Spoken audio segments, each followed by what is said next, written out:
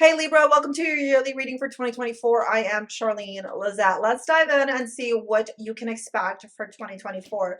We are going to be pulling out a lot of cards in my level, right? So get comfortable and let's have some fun. Let's have some fun and find out, what this year coming up has for you. A really interesting year astrologically speaking, Libra. There is going to be a lot of rebirth happening. There is going to be a lot of building onto whatever needed to be, I don't want to say the word destroyed, but whatever needed to be like peeled away or purged in your life. Okay. And that's like a collective thing. And you have the South Node in your sign as well. So we're really taking what you have learned in previous lives and adding on to it, and using it for your highest good in 2024. Okay.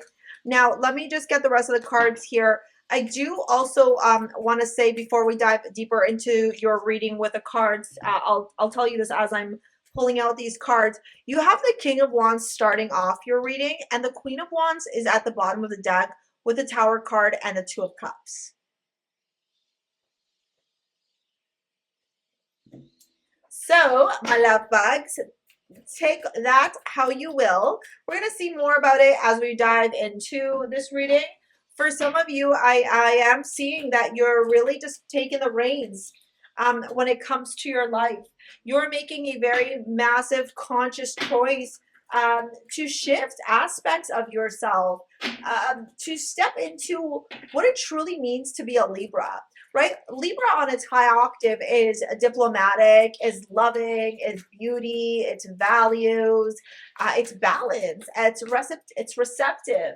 But it also doesn't take any BS, right? A Libra in its lower octave allows themselves to be taken advantage of and allows themselves to be a pushover. That's a Libra lower octave. Everybody knows that. If that triggers you for whatever reason, then that's where the work is for you, okay? What I'm seeing really happen for you in 2024 as I look at this overview is you coming into self. It's like returning to self, remembering yourself, remembering your power. You end off the year, not to like spoiler alert, but like you end off the year with your card. So after a whole year of exploration, after a whole year of tuning into your power, you're like, she's here. Hello. Hi, I am here. I have arrived. Je suis arrivée. Like hello, hi. Okay. So I love that for you. I love that power that's brewing inside of you. I think that's not only very beautiful, but very much tuned into the energy of Aphrodite and Venus, which is Venus is your ruling planet, babe. Okay, go research about Aphrodite, go research about Venus. You'll find out she was not a pushover, babe, okay? She got everything that she wanted whenever she wanted. Don't forget that.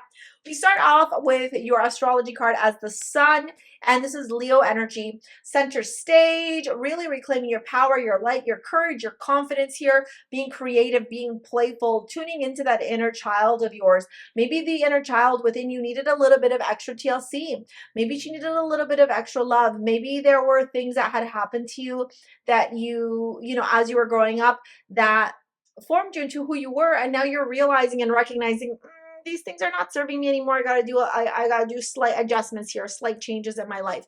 And that's very beautiful because it's followed by the forgiveness card.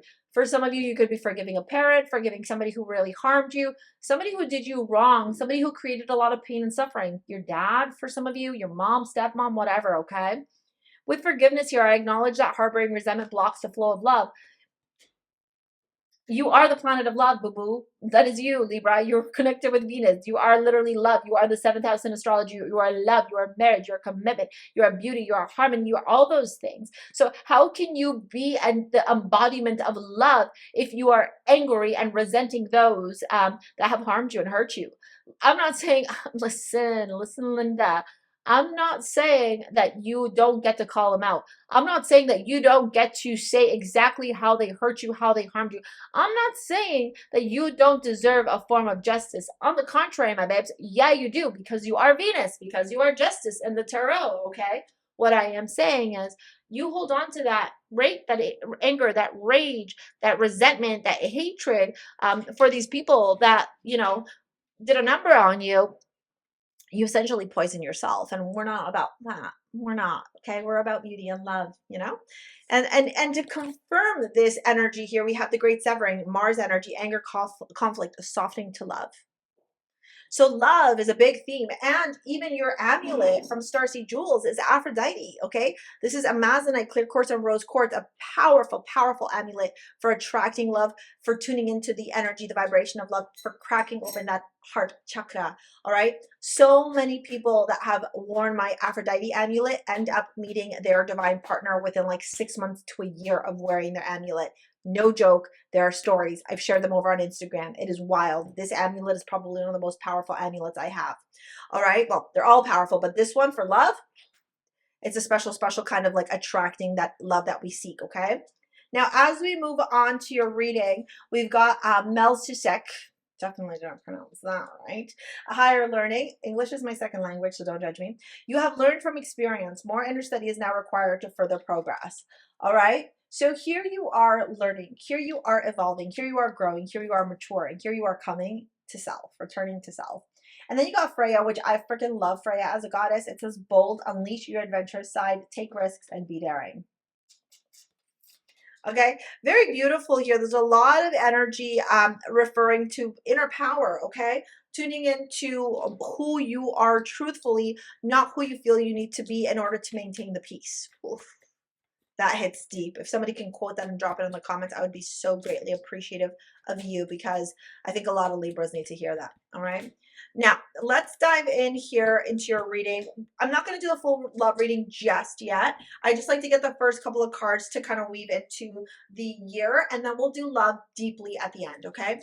So, like I said, in January, we're starting off with this King of Wands, charismatic, charming, a man who gets exactly what he wants, Aries, Leo, Sagittarius energy. This is a player. Straight up. Sometimes this card can show up as somebody who's a player, somebody who knows how to play the game, somebody who's a very business oriented, somebody who gets what he wants, somebody who's very passionate, somebody who is driven by this phallic symbol. I don't want to use specific words because I don't want to be, in trouble with YouTube. Now, this could represent you feeling very passionate and powerful and ignited. You could have like a Libra, or a Leo, Aries, Sagittarius moon or rising or sun, whatever, okay? But if it's not representing you, this is representing an individual in your life who you may have had some sort of falling out with, okay, because of the cards down here at the bottom. But they're coming back into your life in January. Surprise, surprise. Now, in February, we have this Two of Wands here. So I am seeing you kind of looking to the future in February. I think you're assessing who needs to come with me. Does this person need to come with me? Do I need to step into this power?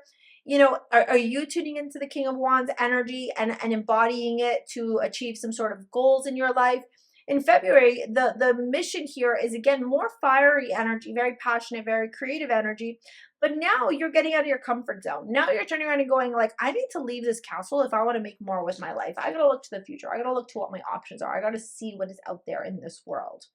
And when you do that, okay, when you're like, a whole new world, right? Like Jasmine and Aladdin, you open yourself up to new opportunities because the world shows up right in March. Now let's take a look.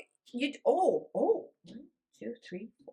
You have 5 major arcana in your yearly spread. Dude, this is gonna be a year for the books. I actually didn't even clue into that. Wow. Wow.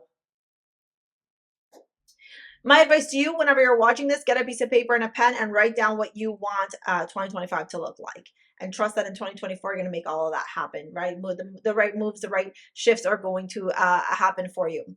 Look, for some of you in March, you may be traveling. You may be moving from one home to another. You may be wrapping up a cycle. So if you're single, you get into a relationship. If you're in a relationship, you get married. If you're married, you have kids, that kind of leveling up in a connection or in a union. And in April, there's all these new feelings because of this massive transformation, because of this great change, because of this great shift that is occurring in your life. And, quite frankly, I'm seeing the beginning of next year be a very beautiful energy for you. It's going to feel really nice. It's going to feel super safe. It's going to feel super comfortable. It's going to feel accomplished. You're going to be like, oh, look at me. First quarter of the year and all these things that I've done. And I also feel too that it's going to push you beyond your limits. It's going to push you beyond your comfort zone so you can achieve these goals that you have, right? You can't continue to repeat the same things and expect different results. And sometimes rejection is redirection. And you have to remember the universe always has your back. So all these little like things, right, that you're maneuvering, that you're working through and ebbing and flowing through for the first quarter of 2024 are all happening to set up the next stage of your life. As we enter into May, we've got the moon here. So this is illusion. This is also Cancer, Pisces energy. This also talks about fears. This also talks about intuition. It also talks about us being vulnerable and coming out of our shell, okay? The crab indicates the vulnerability, right? You ever know a Cancer? You know a Cancer? Do you know a Cancer? I know what Cancers. Cancers love to just run away when they need to, retreat and take care of themselves. And I'm seeing that in April, you're recognizing and realizing all these parts of you that maybe you were too afraid to share, or maybe they felt a little bit embarrassing, or they felt a little bit vulnerable and exposed. And you're like, all right, it's okay. I'm doing it now. I'm doing it now. And as you work through that, as you move through the fears, you tune into the intuition, you turn into the power that exists within the moon. The moon is the divine femme, babe. The moon is literally mother. All right. And then we enter into the Hierophant in June here. So May, June are going to be really, really, really, really, really, really, really big months for you. For some of you, this could be the foretelling of massive change in your life, like your career, your business, your personal life, your relationship, your marital status. For others of you, this is foretelling a huge spiritual shift happening for you. With the Hierophant there, conformity, learning the messages of Source, tuning into Source guidance, tuning into the energy of the divine feminine here, receiving the sacred knowledge, the sacred wisdom, and then making the right moves with the wisdom that is being bestowed upon you in May and June. And in July, we got the Nine of Swords, and in August, we got the Three of Swords. So we're realizing and recognizing the limitations of our life. We're acknowledging and seeing where we are co-creating our own mental anguish, our own mental imprisonment. It feels very 12th house when I look at these two cards together. The 12th house is a very psychic house. It's the Piscean house. It's the house of our own undoing. It's the house of our own mental anguish, our own mental imprisonment, because not only does it dive into the very depths of the psychic realm and the psyche and the unconscious and the subconscious and the connection that we have directly with source consciousness, but it's also a house of deep fucking isolation and surrender. Massive. Think about it this way, okay? The ocean is so deep that no one's explored the deepest depths of the ocean. They haven't even gone down there. Right? In fact, NASA actually aborted a lot of their deep sea missions to go up into the cosmos because they were like, nah, just never mind the sea, right? And so if we know this, we know also that if we go into the depths of the darkness, you can't see shit down there. Light doesn't hit down there. There is no reflection down there. There is nothing but darkness and silence. And if we know that there's nothing but darkness and silence, my question to you is, how comfortable do you feel in that darkness and that silence? For an hour, for 2 hours, for 3 hours, for days, for months, for weeks, for years? Not a lot of us could do it, right? Not a lot of us could. That's probably why you're watching this while you're cooking, while you're cleaning, while you're driving. You're using this audio to not only provide you with knowledge, with sacred wisdom, but also to help you stay busy, help you stay distracted, help you be entertained, right? So you're not in silence. I'm just nailing all sorts of things right now. So what are you learning here?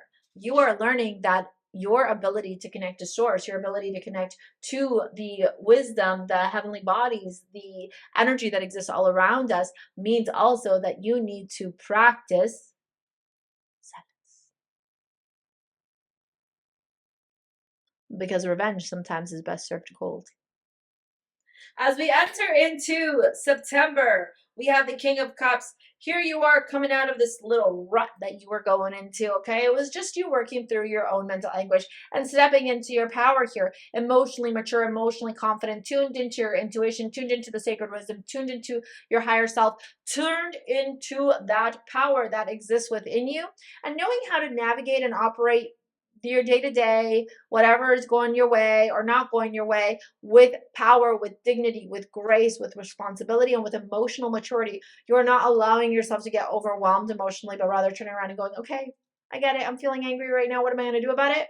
All right, let's work through it.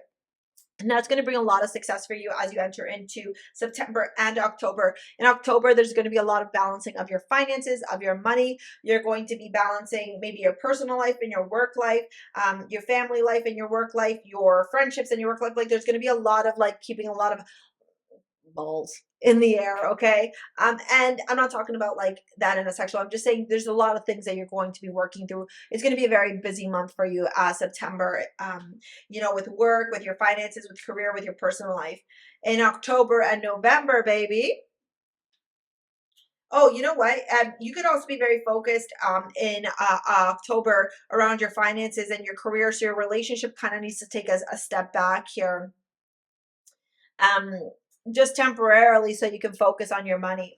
November, December, chef's kiss. I love this for you. To me, this is the highlight of your year. There are really beautiful things happening throughout this year, but if there was a period in your life where I would be like, you know what, baby, the rainbows are coming out, things are looking on the up and up, everything's going to work out in your favor, you're going to be good, everything's going to be gravy, baby, I would say that that's going to happen for you in November and December with this High Priestess and this Justice card. If you are in any legal battles, legal struggles, legal challenges, the end of the year will have the results of those. But above that, you have to use your intuition, your sacred wisdom, your higher knowledge to learn how to navigate this energy of justice. This is cause and effect. This is karma. This is balance. This is diplomacy. This is understanding that what you put out into the world is what you receive back into the world. This is you working through a lot of things and tuning into your highest power, my love.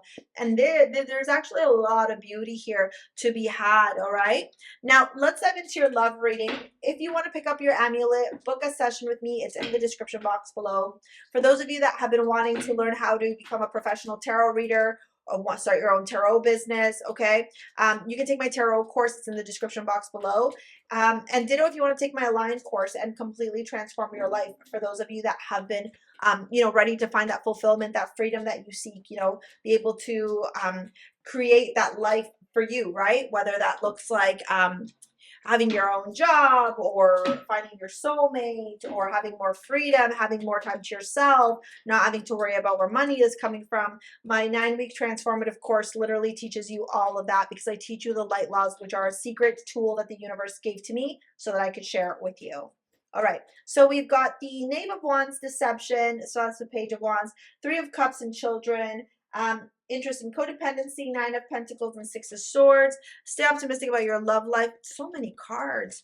The World, and stay optimistic about your love life. The World twice, babe. Playfulness and the Page of Cups, and finances and career. Interesting. I would not be surprised. 10 of Cups, finances and career. Ace of Swords at the bottom of the deck. I would not be surprised if some of you end up getting pregnant in 2024. I wouldn't be surprised. I wouldn't also be surprised if your pregnancy scares the crap out of you. I think the finances and career aspect, like, you have this beautiful blessing of a new baby coming in, a new family, the expansion of a family, or if it's not pregnancy, it's like the birth of a new project, a birth of a new business, a birth of a relationship, the birth of something here, okay? But at the same time, you're like, oh my God, now what am I supposed to do? Oh my God, now this is in my life. Like, what do I do here? How am I going to manage this? What am I going to do with it? Like, the fears start showing up again. So to you, I would say, what false masks are you wearing that are creating fears and insecurities around your ambitions, around your goals? I am seeing a lot of you towards the end of the year not only focus on expanding your relationship, expanding your romance, but also recognizing and realizing how your desire for like independence or your fear of vulnerability has been hurting and harming your romantic relationships. Overall, I do see some of you coming into union in the latter half of the year, okay?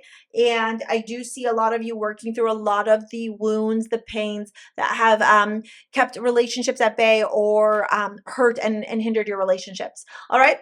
If you want to book a session, work with me in any capacity, it's all in the description box below. I'm going to pop this video here to help you with manifesting the best 2024 ever. And we will see you later, alligator. Peace out. Bye.